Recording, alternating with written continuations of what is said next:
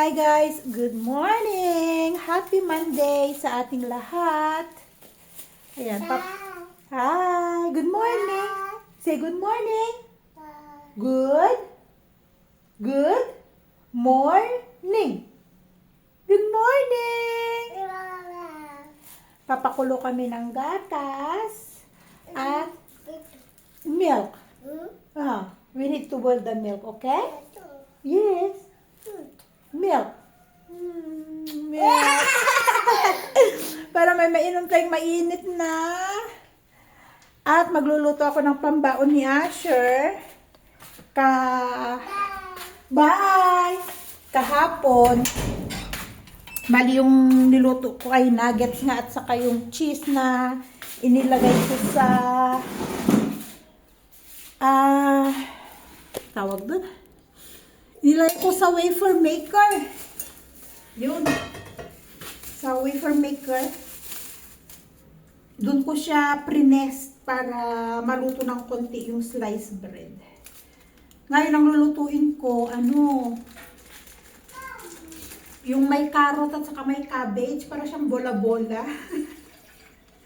Vegetable bola-bola ang lulutuin ko. Para sa baon ni Asher ngayon. Kaya, pakulo muna ako ng gatas ng mga bata. At meron na silang Coco Crunch. May Coco Crunch kasi sila. Hajun! Kaya yun yung magiging niya. Coco Crunch. Magiging partner ng kanilang kakainin. Okay, so ito yung gagawin natin. Tatamad akong i-grind natin. Hajun! Yes. Dahil natatamad akong magkaskas. Hajun! Yeah, anak ko, this one, you want carrot? Give me daw.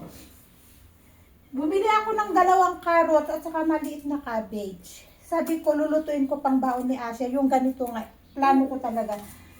Yung carrots na 2, kinain na nila. Yung natira, yan na lang.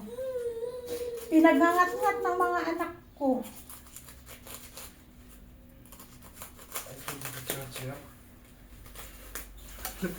May mobile die. Look.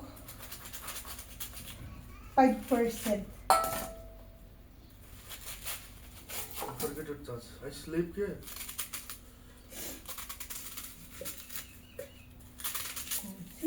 What you will do? Parota? No, not really parota. I will put egg like that. Hey, no need to put in the grinder that one. I'm lazy. I'm lazy to do like this. It's like, it's like, I don't know. it's like lumpia, but without wrapper. Circle only.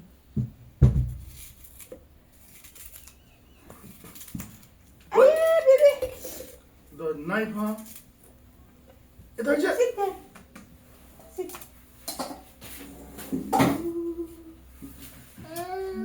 Yeah, baby. Hello. Namaste. Say.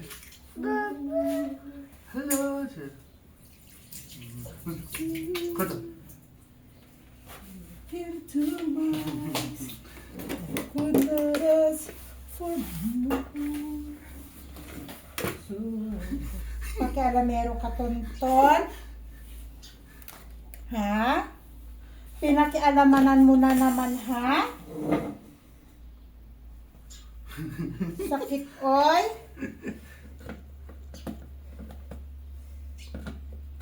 No. No.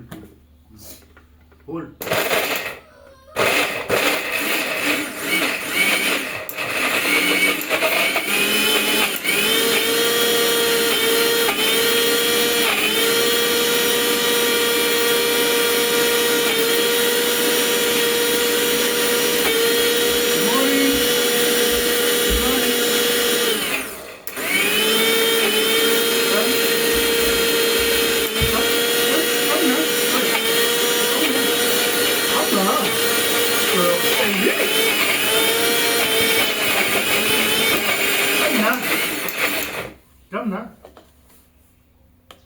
Come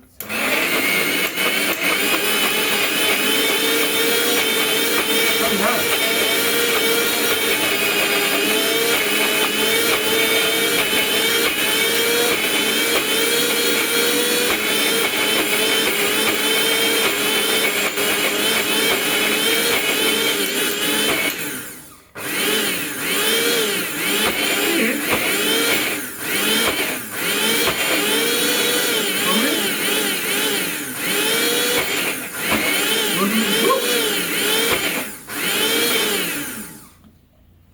Like this only.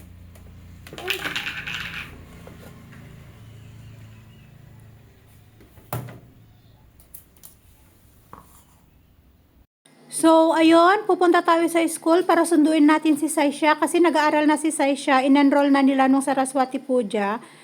So, for the meantime, nandun siya sa playgroup kasi nga, pansamantala lang naman muna sa playgroup kasi sa enrollment sa April, dun pa lang siya ililipat sa nursery. So, the same school siya kay Asher dahil yun din ang sinuggest ni Asis na ipasok na lang si Saisha doon sa school ni Asher para minsan ang hatiran at minsan ding sunduan.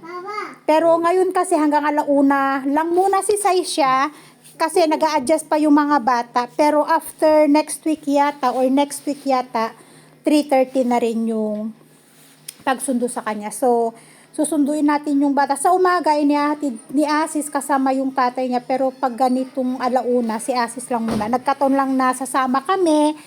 Kasi nga, kailangan na rin palitan yung mobile ni Asis. So, bibilhan natin ng bagong mobile si Asis. At ang kanyang mobile ay medyo naghahang na rin. Nakailang repair na rin yung kanyang mobile. So, papalitan na rin natin. So, yun guys. Kita tayo sa Parsa.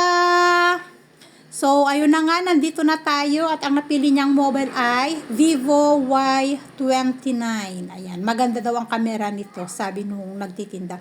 Bali, dito din kami sa shop na to, bumili yung ginagamit kong pang vlog. So, siya din yung nag-offer sa akin na sa pag-vlog, mas maganda yung in-offer niya sa akin. Pero mahal nga lang yung nabili namin last year. At mag-iisang taon na rin yung nabili naming pang vlog. At ito nga, binabasa ko kung ano yung mga, alam nyo na, battery, ganyan, yung sa camera. Pero maganda naman. Kasi yung lumang mobile ni Asis ay Redmi 10C. So, ito naman, kasi sabi niya yan daw, maganda daw yan.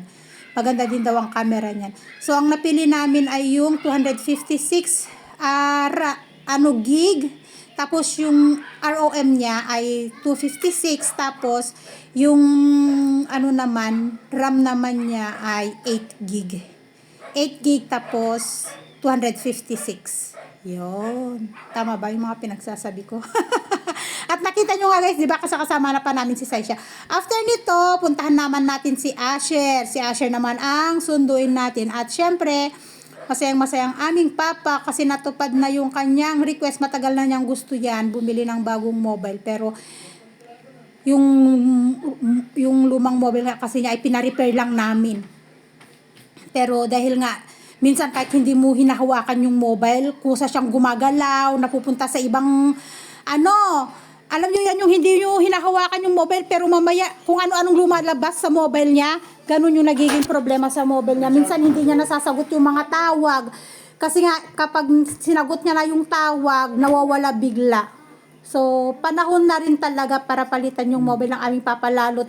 Yun din naman yung ginagamit niya sa kanyang trabaho, sa mga pasahero niya. Talagang on call ang tawag ng papa namin. So, kailangan niya talaga ng maganda-ganda ding mobile. So, sabi ko nga sa kanya, happy? Oo daw.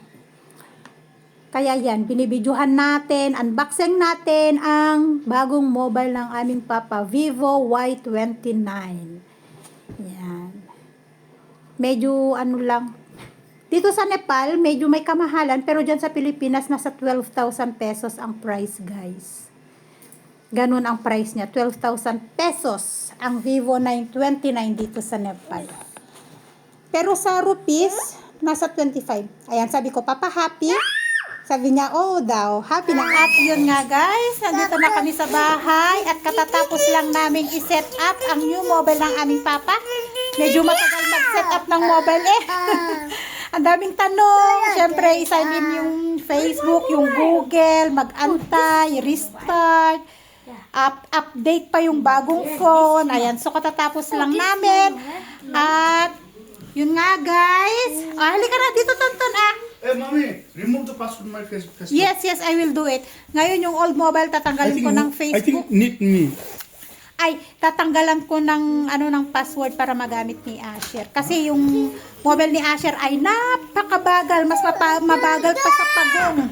Yung pinagawa naming mobile niya, nakailang restart na ako doon at reset, factory reset wala pa rin, mabagal pa rin. 2G kasi yun siya, kaya mabagal. Unlike ito, 5G, itong napaglumaan ni Asis. So ito, ipapagamit namin kay Asher, pero kailangan tanggalan ko din ng password. Pero yun nga, i-end ko muna yung ating video for today guys. Thank you again for watching and see you in our next vlog. Bye everyone and God bless us all.